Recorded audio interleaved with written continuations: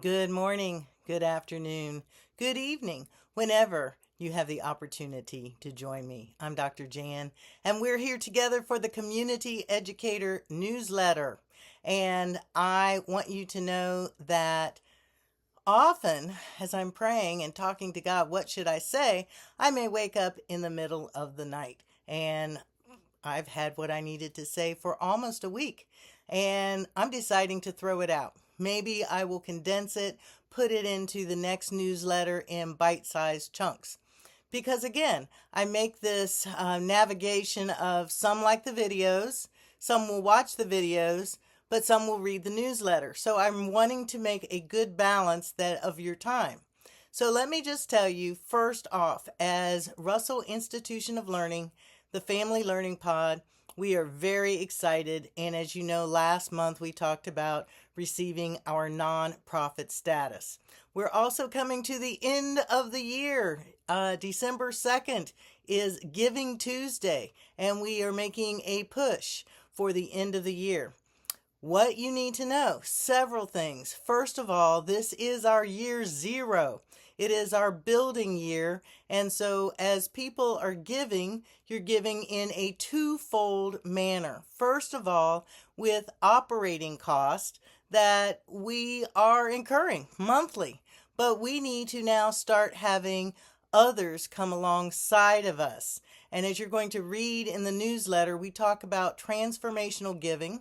We talk about PEO, which is participation, engagement, and ownership. So we can't do this alone. And why are we doing this? And that's what's different about me being able to tell you a story, and then why giving is God's way of transforming lives, the families as well as yours. So let's think about some families that are in our area.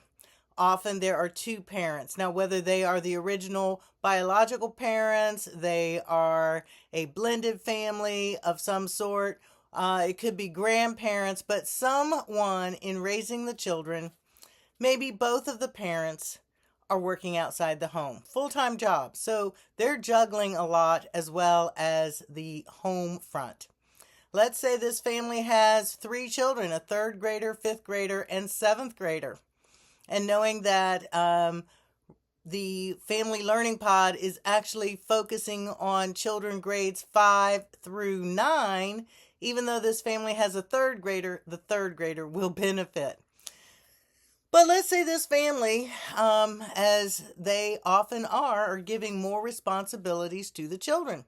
And the 7th grader, being the eldest, is most often the one who's going to take most of the responsibility. But it's starting to impact their studies. And now mom and dad are starting to get phone calls from the school. The 7th graders' grades are starting to decline. The behavior in school is changing. And the parents, not knowing what to do because it doesn't seem like they're getting support from the school, are now more frustrated. They both seem to need to work. They're starting to have more arguments, disagreement in the home, because it's like we can't get what we need to get done accomplished. This is when the Family Learning Pod comes in as a support system, because many of these parents of today have not had role models. Even if they were living in a home with both their parents, we have lost the role models of what family looks like and how we support one another and how we communicate. So as we go through the Family Learning Pod, we come in. First assessments is identifying what are their time frames. Where can we find additional time in such a busy world to be able to assist the family, both the parents and the children, because they have schedules. So we look at that. We also are looking at their money management, because again, your twofold giving in this initial year, up to about 3, is sustaining the operating cost of the Family Learning Pod, as well as, second, being able to create scholarships for the parents because there is a tuition.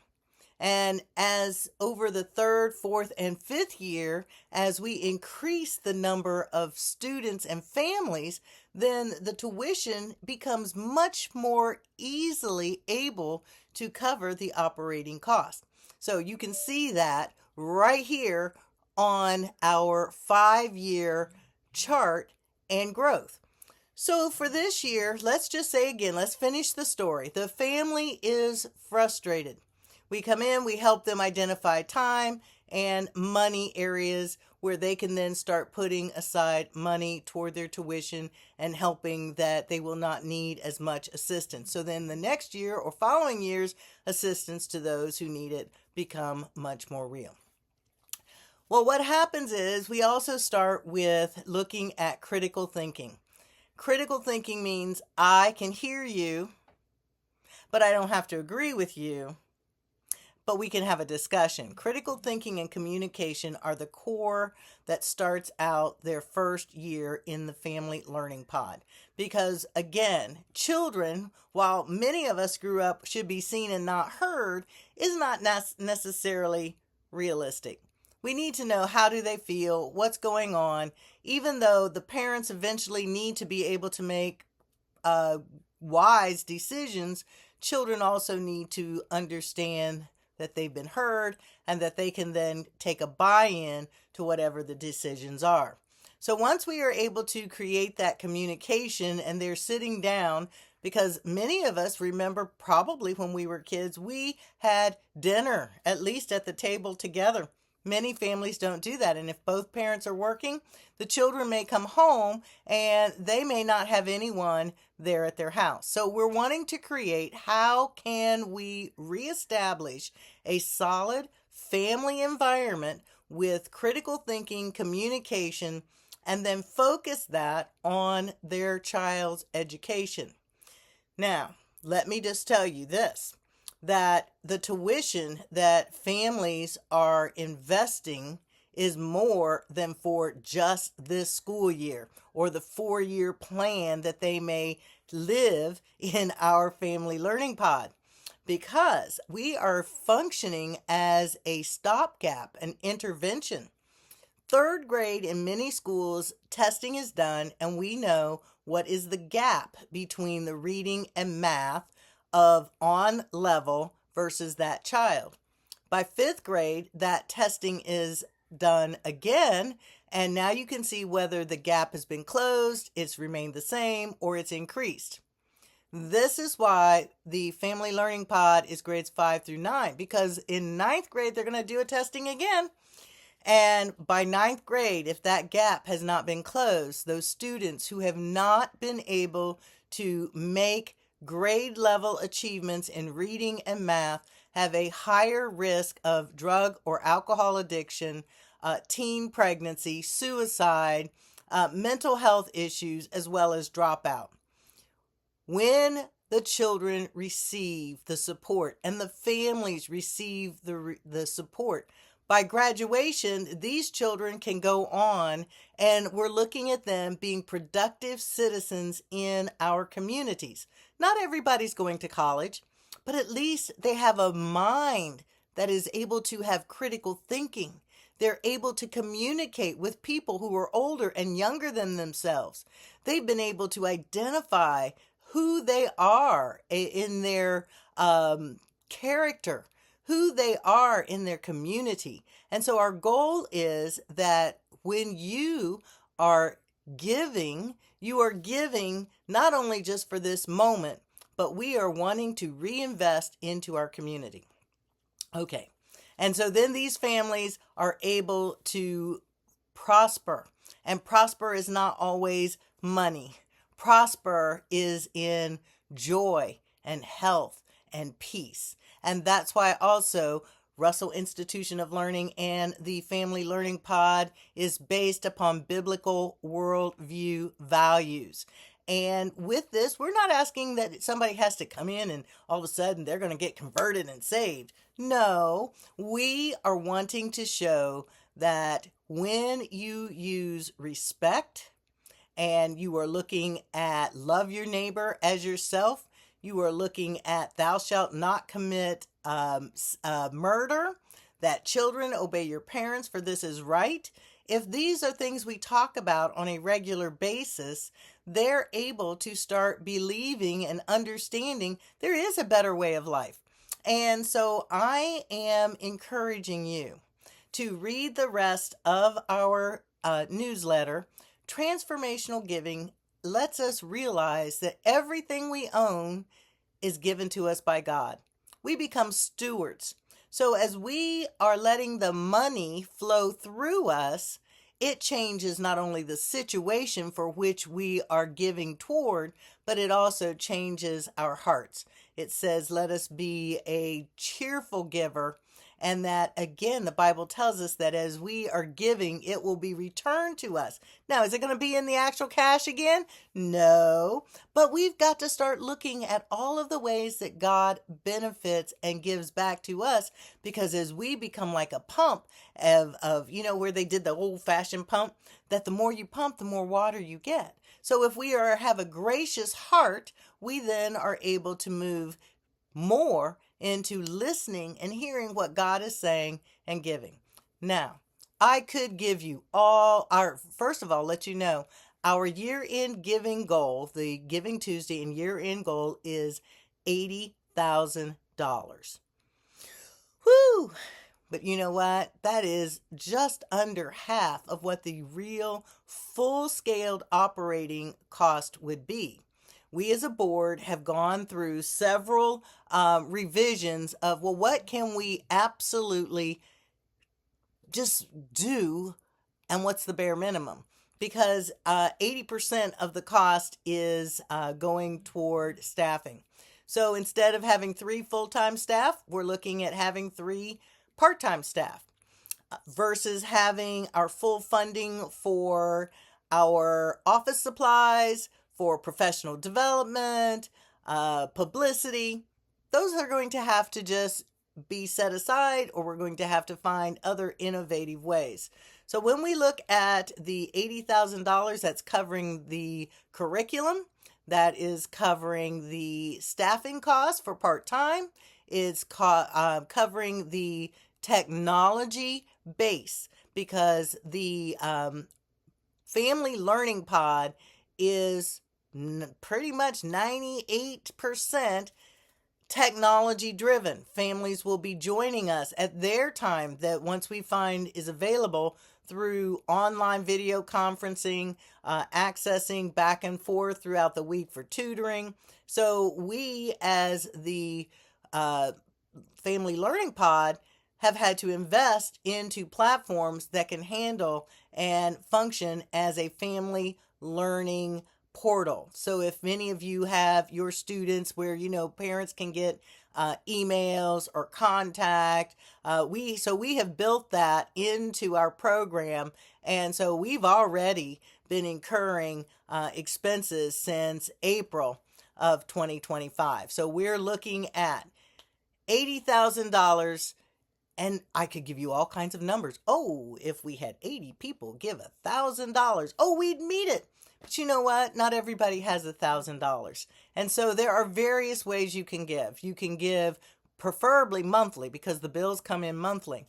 You can go through Changemaker, and you can choose that every time you go to whatever store you go and you use your debit or credit card, that it could round up to the next dollar. And within a 30-day period, a month, that could come anywhere from $10, $15, $30 to $100 a month. But you get to set the limit of your minimum and maximum.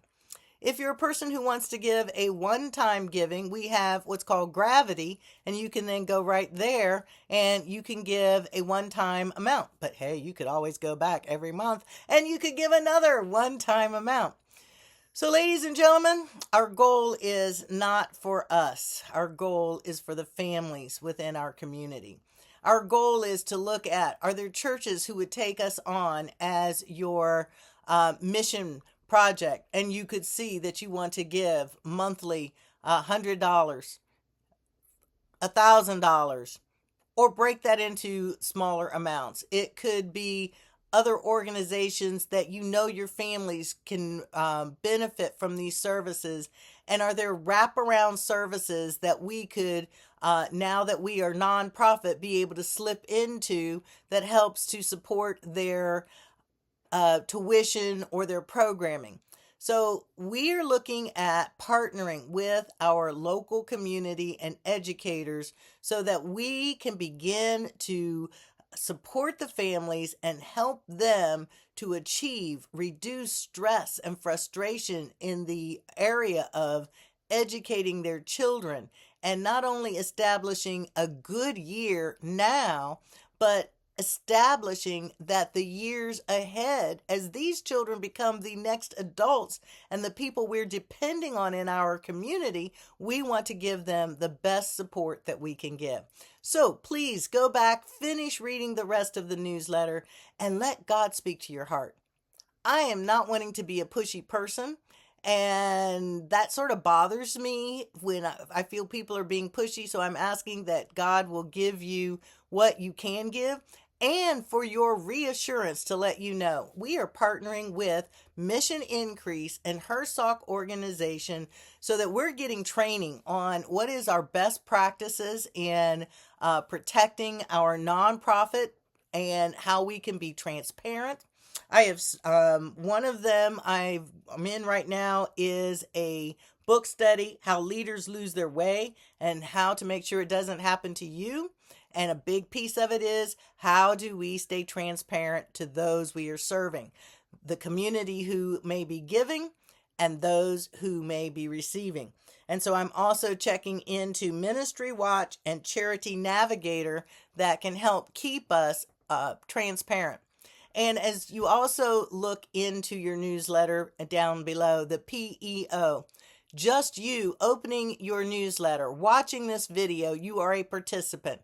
So we're looking at you becoming engaged. Engaged means, oh, I might give my first giving. Oop, engaged, maybe I will forward this newsletter to someone else. Engaged, oop, I might be able to tell someone about the Family Learning Pod, whether it's another organization or maybe a family that needs to be referred. So we're also knowing that go to the website. We are constantly, monthly going to be updating it. The enroll button is there.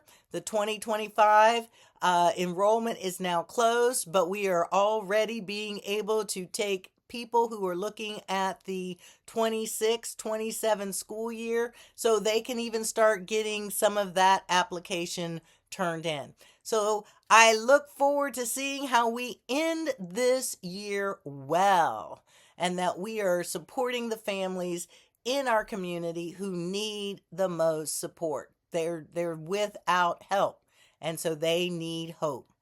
Thanks again, and keep reading the newsletter.